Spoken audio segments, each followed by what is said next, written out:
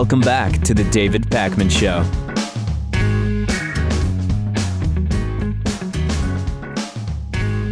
Joining us today is Luke Vargas. He is United Nations Correspondent for Talk Radio News Service. Luke is here with a fascinating story about the stockpile of chemicals held by the Syrian rebels. It's just an amazing story. Let's start at the very beginning, Luke. What were you looking to investigate?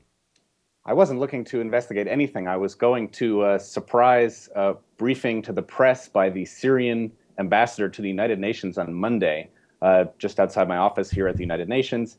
He came in front of the media to announce that Syria would be welcoming in this UN team of chemical investigators to look at one specific incident that occurred in Aleppo in March, not the other 10 incidents that the rest of the Western world wants to investigate, but this one incident. And then he proceeded to announce sort of off the cuff that Syrian soldiers over the weekend had gone to a coastal town called Banias, and that they had found 281 barrels of chemicals. They broke down into two groups, 149 barrels of mono and polyethylene glycol and 135 barrels of mono, di, and triethanolamine. This is a lot of specificity for chemical weapons or any sort of chemical announcement. Typically, we hear about ricin, we hear about this sort of end weapon. But here we were given the raw chemicals and then just sort of said this very bombastic pronouncement from the ambassador saying, these are hazardous chemicals that could blow up a whole city, if not the entire country. And it's then when I did a little double take and started writing about a story that most people haven't talked about, which is really looking to see whether or not these chemicals pose any sort of risk comparable to what the ambassador said. And so what did you find out about the reality of these chemicals?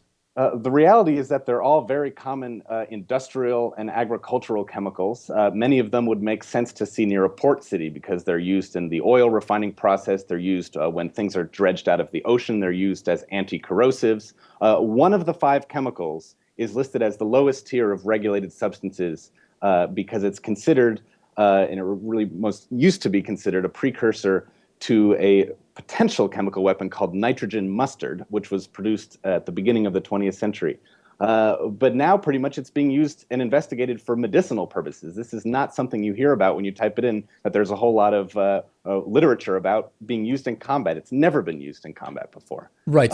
So as it turns out, a lot of these chemicals held by the Syrian rebels, alleged to be incredibly dangerous chemicals, actually turned out to be ingredients in some pretty benign types of household products. Sure. A lot of very common industrial products, but also some kind of funny household products like personal lubricants, detergents, high-end cosmetics, bubble baths, and shampoos. I'm not going to presume here that the rebels were making bubble bath. The margins, I think, would be a little bit lower than some other things they could make with these. But it is funny. There's some comedic irony here that chemicals, which really only pose a risk for, as some scientists told me, accidental ingestion, or they're lightly flammable, they really are not anything that could blow up a city, certainly not an entire country, as was stated. So this might be kind of a silly question, but why did the Syrian rebels have so much of these types of substances?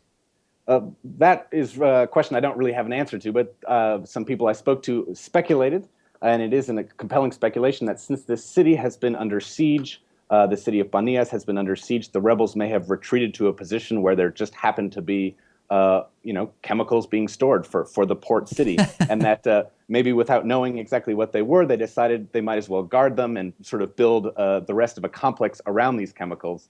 But again, these are very common industrial substances. They are not anything that is very close to being a weapon. One possible thing is that, and was suggested to me by an MIT chemist, saying perhaps nitroglycerin could be made if you really combine some of these. But another expert from Middlebury College told me that if that's really what they wanted to do, they should just go buy TNT, because TNT is so easy for terrorists to acquire, especially in this part of the world, that you'd never want to screw around with nitroglycerin. It would be way too hazardous. So again, it seems like an accidental possession, perhaps, by the rebels in this case. To take kind of a step back quickly from the specifics of these chemicals, is the kind of context in which these allegations are being made indicative of kind of the broader eagerness to make claims about opposing sides in Syria? I mean, what can we kind of take more broadly from the fact that these allegations were made and that personal lubricants end up being the end product of some of these